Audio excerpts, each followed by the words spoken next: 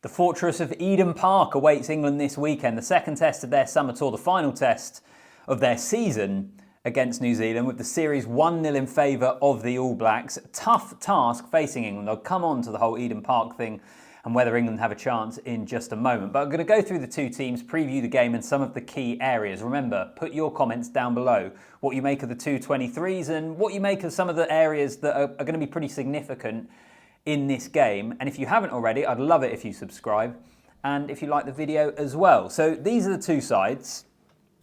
Not much in the way of changes for either team. If we look at New Zealand first, it's just the one change. It's at scrum half. TJ Perenara ruled out, which is a real shame. It was great to see him back playing international rugby last weekend. Had been out for a long, long time. Had worked his way back, but he's not available. So it's Finlay Christie that comes in to start at 9, and then it's Cortez Ratima on the bench. So I think 9 more generally for New Zealand. Cam Roigard would be there or thereabouts if he was fit, but he's obviously not. Finlay Christie is a different style of scrum half, I think. I've seen some criticism of him out in New Zealand.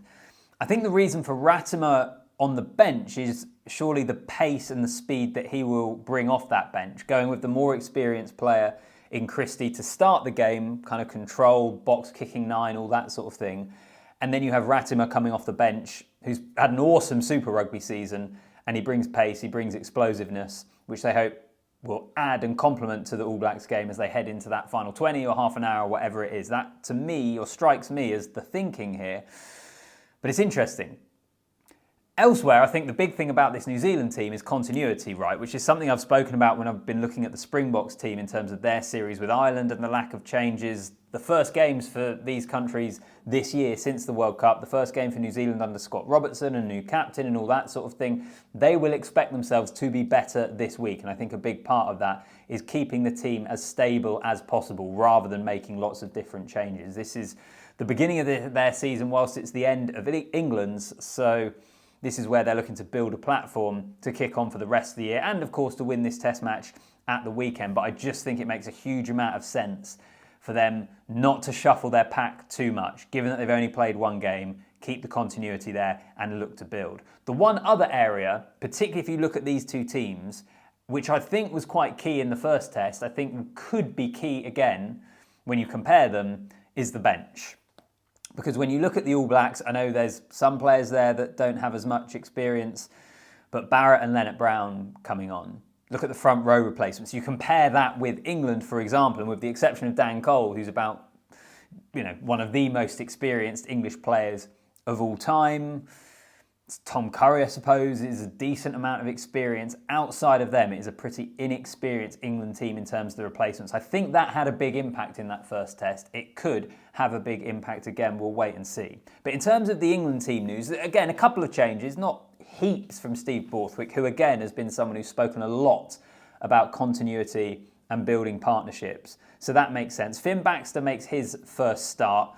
What a first couple of games for Finn Baxter, by the way. Coming off the bench against New Zealand, first start at Eden Park against the All Blacks. He has been hugely impressive for Harlequins. I think he has a long, successful career ahead of him.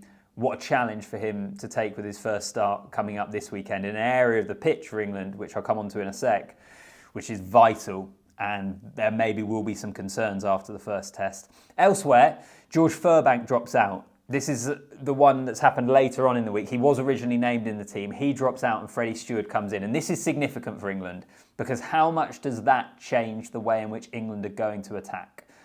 Furbank has been crucial for the development of this England attack over 2024. Remember his performance against Ireland and the exploiting of space out wide. He looks to get England on the front foot and on the attack. Previously, when England were a very kick-heavy, kind of tactical, field position-based game and team, they're a much better attacking team now. They look to attack more, and Furbank has been pretty crucial in that. I've seen a lot of the talk out in New Zealand, actually, after that first test was how impressed a lot of people were with George Furbank. So Freddie Stewart comes in. Look, Freddie Stewart is brilliant under the high ball, one of the best fullbacks in the world. He's a different style of fullback to George Furbank, which is why Furbank has come in, because he's complemented what England is trying to do so much. Freddie Stewart is a strong ball carrier. He's not as quick. He doesn't exploit space in the same way. So that, I think, potentially for England is a real blow. The impact it has, I think, is going to be quite fascinating. The first 20 minutes when England have the ball, particularly when they're receiving it from kicks and things like that, what it looks like and what their attacking shape looks like will, I think, be quite intriguing and something to keep an eye on. Let me know if there's any other positions or in particular matchups that interest you in terms of the two teams. In terms of some of the areas of the game, I mentioned one of them already, but the kicking game. It was a notable shift in the All Blacks' tactics kind of midway through that first test where they started kicking more. They turned England back on themselves, and I think they did it to quite good effect. So I think that's an area that's going to be crucial again, and that is where Freddie Stewart's inclusion becomes quite interesting, because what England lose in attack, as I've mentioned already, they gain one of the best fullbacks under the high ball in the world. So how do New Zealand kick? In what areas of the field do they kick? How do they implement that and the way in which England deal with that? Yeah, I think again, that could be something worth keeping an eye on.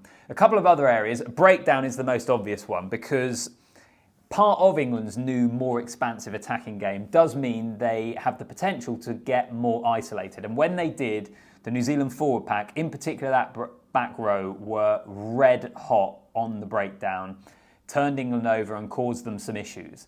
England have spoken about it this week in terms of their media duties. That is an area of the game that they have to be better at. They have to be tighter. The players clearing out at the ruck need to be closer to the ball carrier. So I think that's something that England have to shore up for sure. It's actually an area of the All Blacks game. If I look back to that quarter-final against Ireland in the World Cup at the Stade de France, I was there for that game, and that was an area New Zealand I thought were very, very good at. And they were really good again last weekend. England have to be better. Breakdown's going to be crucial. The one final area that I'll mention is the scrum. I mentioned it already. England, there were kind of some concerns there for England, I think, last week. They had some good stuff. So with Finn Baxter starting, how does that go? England were under pressure. Are they able to right some of the issues they had from that first test? And in particular, whether they have been able to speak to the officials, because, and I don't know whether they have a case here or not, but they, from what we've heard, had concerns about the way Ethan de Groot, I think it was Ethan de Groot, was scrummaging, and they felt like he was getting away with some stuff. So have they tried to bring the officials' attentions to stuff there? Just that whole area, yeah, keep an eye on that one for sure. I'll finish off the video by talking about Eden Park, because it is surely the best, if not one of the best records in sport. 30 years since the All Blacks last lost a test match there. It is incredible. Now, during that time, New Zealand have had some brilliant teams, which helped, but it's still a pretty unbelievable record, and England are going up against it. And as mad as it sounds, and I could be proved incredibly wrong here, I do feel like England have a chance. New Zealand will understandably be favourites, but I wouldn't write this England team off entirely. Just, you look at their ending to the Six Nations in beating Ireland, close defeat to France, a close defeat to the All Blacks. They are a team that is starting to compete with the best teams in the world on a more consistent basis. And given the fact that I think New Zealand will be better this week, but it is still new in terms of the Scott Robertson era, I give England a chance. And as I say, I could be proved totally wrong there. Many good teams have gone to Eden Park and not come away with a victory. But yeah, I certainly think they have a chance. So let me know, how do you see the game going? What do you make of the 223s, and what are the key areas where this game is going to be decided on Saturday, well, morning this time in the UK? So, comment down below, like the video, subscribe to the channel. I'll see you in the next one.